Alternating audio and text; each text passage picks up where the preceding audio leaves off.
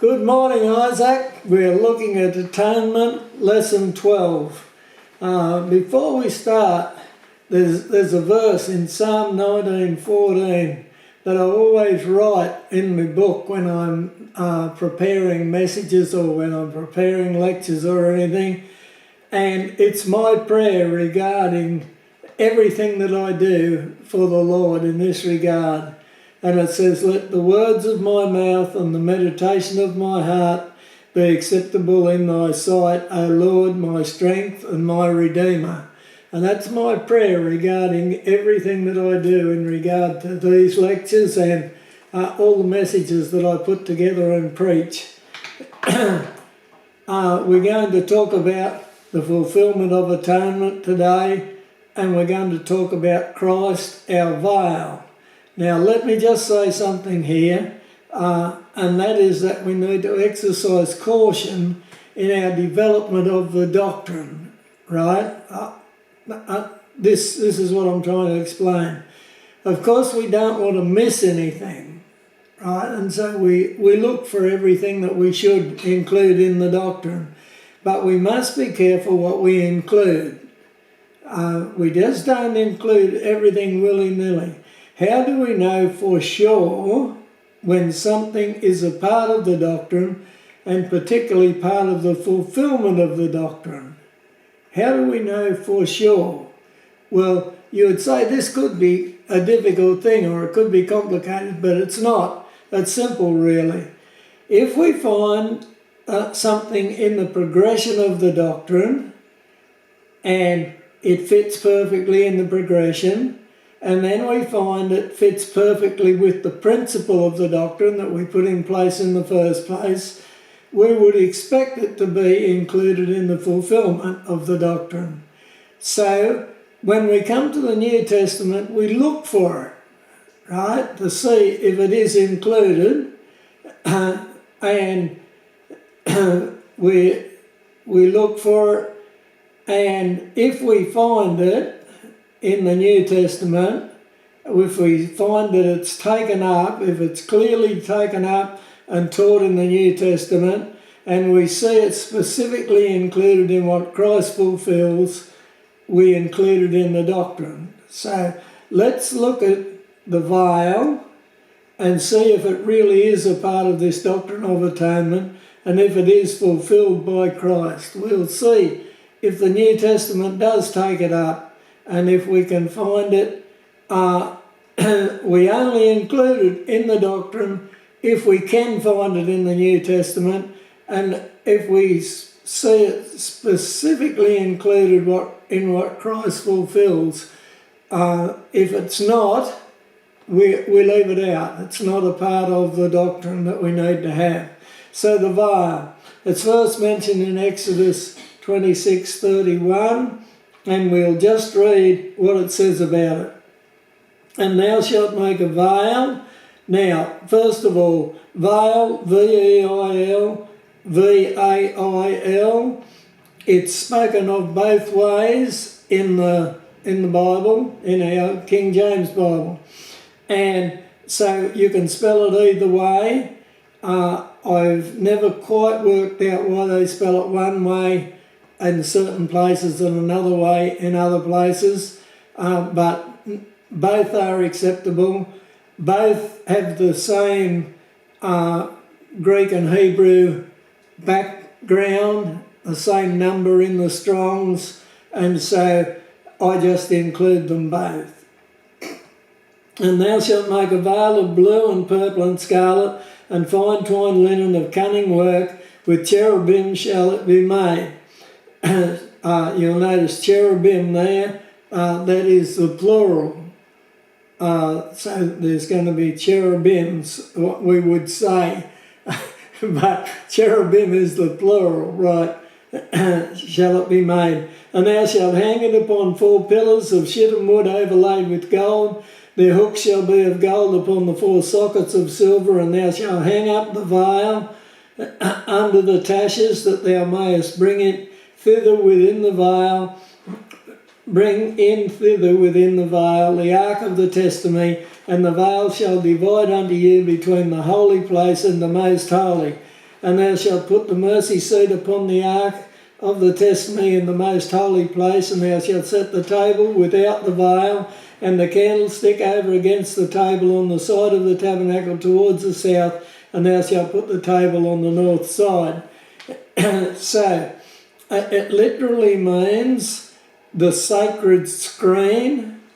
So it's a screen. The idea of the screen is to separate. It's called a separatrix, and so it is specifically designed to be something that separates something from something else, right? A separatrix, to separate in the Hebrew, particularly the emphasis is on separation. It is to separate. It also is something spread thoroughly, that is specifically the door screen to the most holy place in the Jewish temple. So it's the veil. We've talked about it a lot, and now we'll talk about it again specifically. Where was the veil? Well, you already know all this now. It was in the tabernacle between the holy place and the Holy of Holies. It was to separate God's presence from the congregation. What was the idea of this separation? Well, it was to show us that mankind was separated from God by what? By sin. Right. When Adam and Eve sinned, there came a separation, a loss of communion, and mankind, who was happy to be in God's very presence before they sinned, suddenly sinned, and now in their sinful, physical, fleshly state, they couldn't be in communion with God. They were afraid in His presence. So it was to make this clear, it was to separate God's presence from the congregation.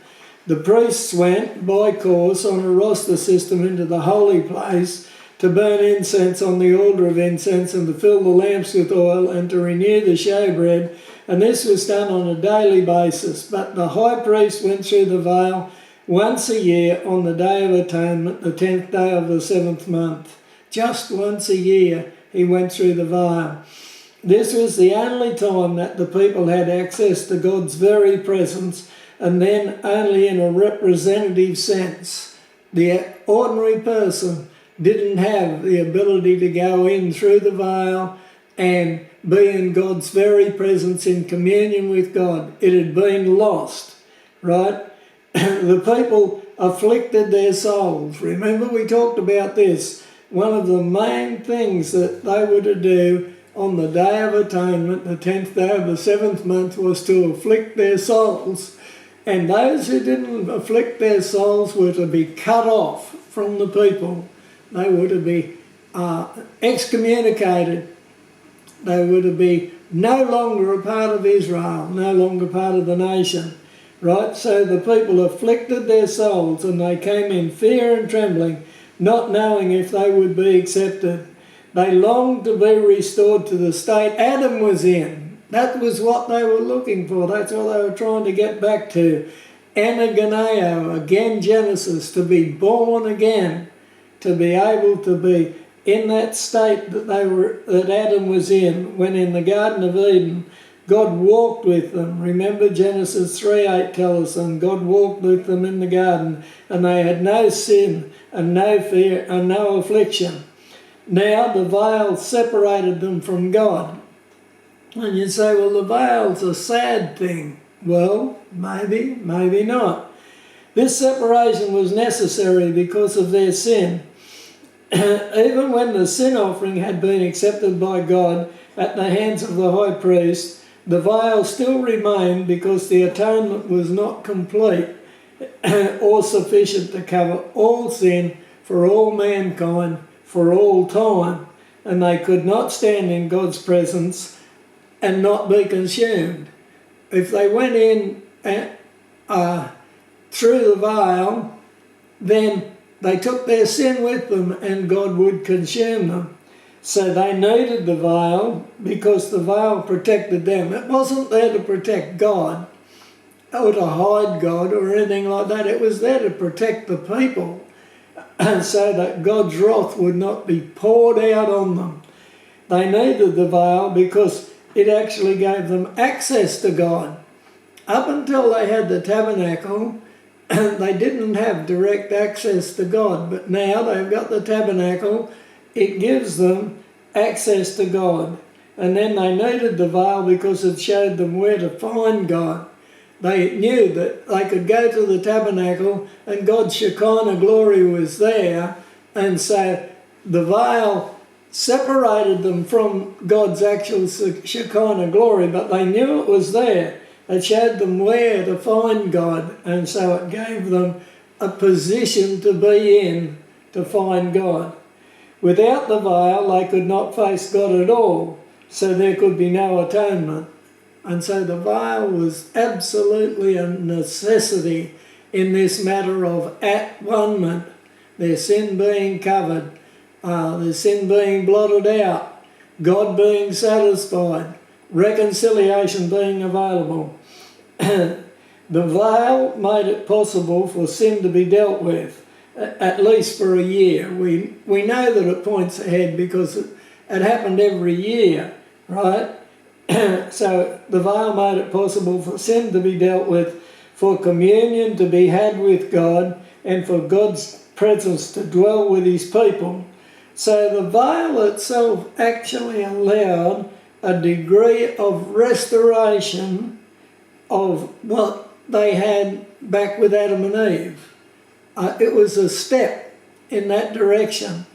It was incomplete, but looking forward to the time the shadow would become substance, the veil offered hope, and that was what they needed. They needed hope for the future, that they someday, what they could see here in shadow would actually become reality, and then there would be an eternal answer to the sin problem.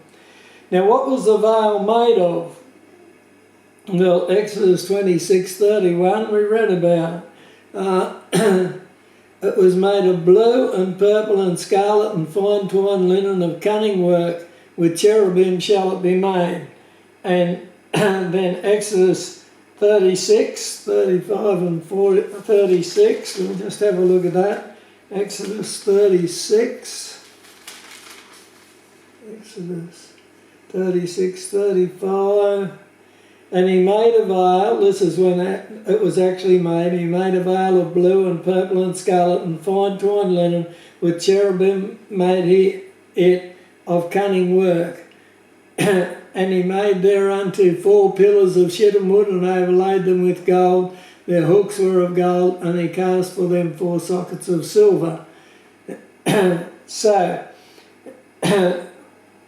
it was a thick, heavy curtain of material, and it was very thick and very heavy. Now in the tabernacle, it filled the tabernacle from wall to wall and ceiling to floor. So it was a complete separation between the Holy of Holies and the holy place. There was no gaps. It totally filled it. And it was in thick folds, so that it was heavy and thick, right? And we'll talk about what was in the temple later on, but it was heavy, very thick. It hung on tashes, so it could be pulled aside to go in and out. It could move. It wasn't a fixed door. It was curtains, so you could push them, you could wrestle with them and get through them. And it wasn't a door that could be opened and shut, or it wasn't a door that could be open and left open. It was always shut, in fact, right? Because it was a curtain that always swung shut, and so when the priest would get through, it would be shut immediately behind him. So it was always shut. And there was just once a year when he went through, a little bit of it was opened at the side so he could get through, and then it was shut. It hung on 4 pillars. Now, it is significant that it hung on 4 pillars, but we won't go into that. Not like the door of the tabernacle, that's the door to get from the court into the tabernacle. It hung on 5 pillars, and it's significant.